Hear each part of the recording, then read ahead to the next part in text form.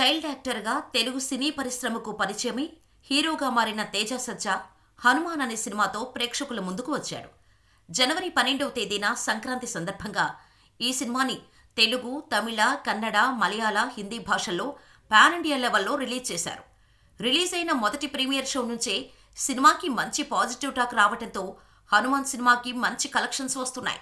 ఈ సినిమా ప్రపంచవ్యాప్తంగా 25 కోట్ల గ్రాస్ కలెక్ట్ చేసినట్టుగా ట్రేడ్ వర్గాలు అంచనా వేస్తున్నాయి.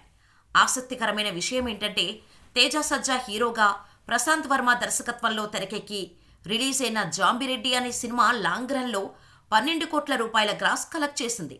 అలాంటిది ఇద్దరి కాంబినేషన్లో వచ్చిన రెండో సినిమా హనుమాన్ మొదటి రోజే 25 కోట్ల రూపాయల గ్రాస్ కలెక్ట్ చేయడం గమనార్హం. ఈ సినిమా ప్రీమియర్స్కి 2 కోట్ల 85 లక్షలు వసూలు కాగా మొదటి రోజు 5 కోట్ల 12 లక్షలు వెరసి మొత్తం 7 కోట్ల 97 లక్షల షేర్, 12 కోట్ల 35 లక్షల గ్రాస్ వసూలైనట్టు తెలుస్తోంది.